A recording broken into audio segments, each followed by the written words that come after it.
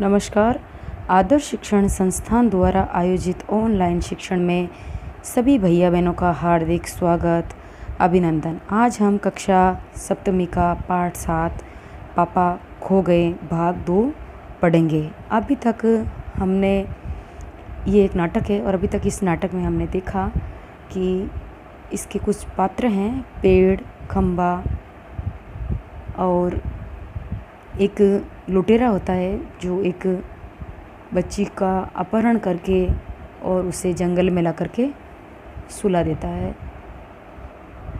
अब पेड़ और खंबा की हमने आपसी बातचीत देखी थी कि दोनों कहते हैं कि हमें कैसा भी मौसम हो उसमें हमें एक टांग के ऊपर खड़ा रहना पड़ता है। तब खंबे ने कही थी कि ये चुंगी की भी कोई नौकरी है, बिल्कुल भी अच्छी नहीं है।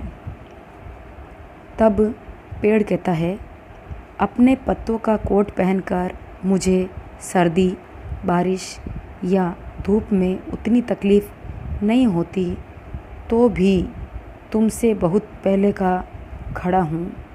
मैं यहाँ, यही मेरा जन्म हुआ, इसी जगह सब कुछ कितना बदल अलग था।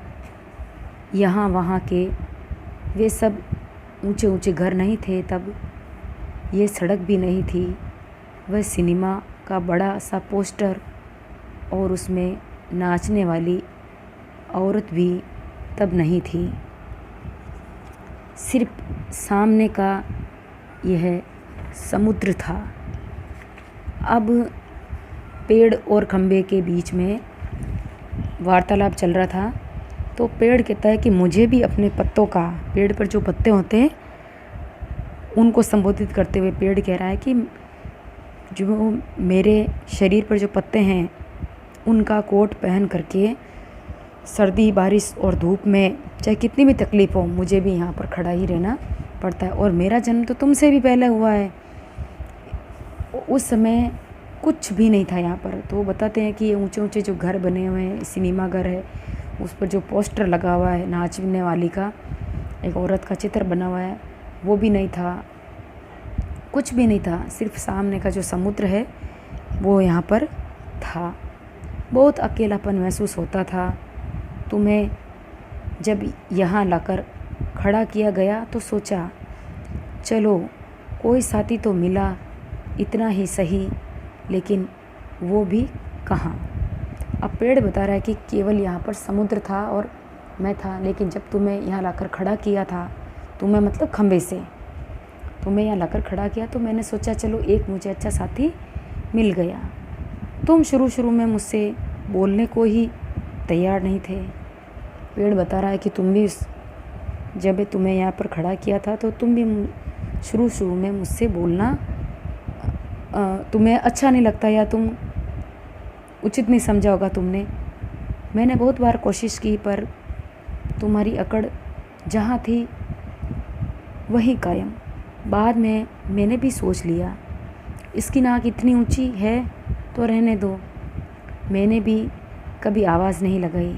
हाँ, अपना भी स्वभाव ज़रा ऐसा ही है। फिर पेड़ बताता है कि मैंने तुम्हें बहुत बार आगे होकर बोलने की कोशिश की, लेकिन तुम नहीं बोले। तो फिर थोड़ा बहुत स्वाभिमान तो मेरे अंदर भी है। हर व्यक्ति में थोड़ा स्वाभिमान होना चाहिए। अहंकार नहीं, स्वाभिमान अलग है। स्वाभिमान का मतलब होता है मान सम्मान के साथ जीना। तो उन्होंने कहा कि मेरा स्वभाव भी ऐसा ही है, स्वाभिमान से जीने वाला हूँ मैं। फिर मैंने भी तुम्हें आवाज़ नहीं लगाई।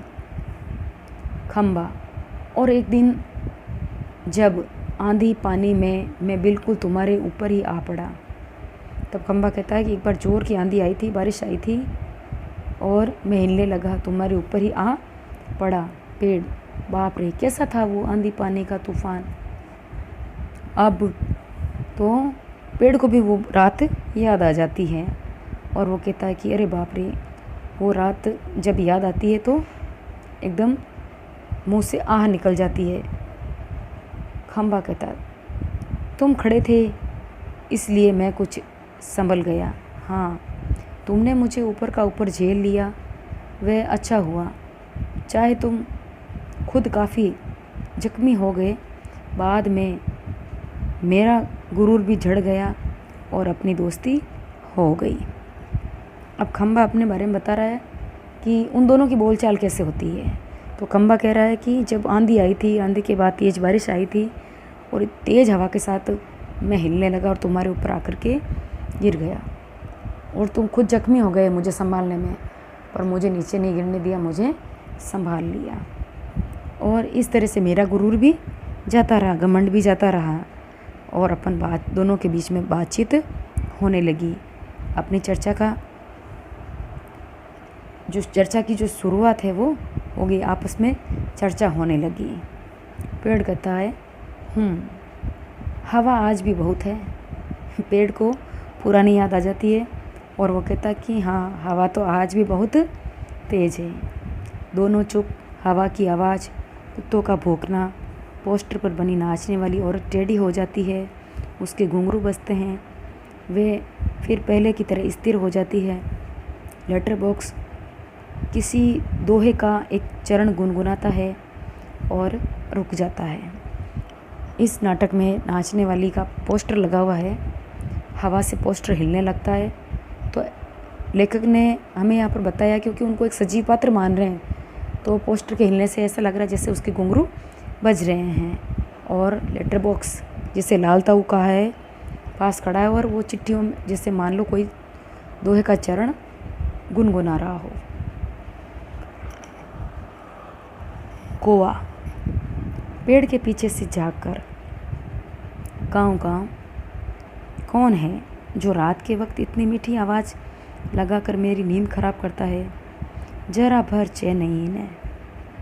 कौवा कहता है जब वो लेटर बॉक्स दोहा गुनगुनाने लगता है तब कौवा अपनी काँव काँव की आवाज़ में पेड़ के पीछे झाँक करके और कहता है कि ये कौन है जो रात के वक्त इतनी मीठी मीठी आवाज़ में गा रहा है और मेरी नींद खराब कर रहा है, इसको ज़रा भी चैन नहीं है। धन्यवाद। आज हम इस पाठ को इतना ही पढ़ेंगे, आगे का पाठ अगले वीडियो में।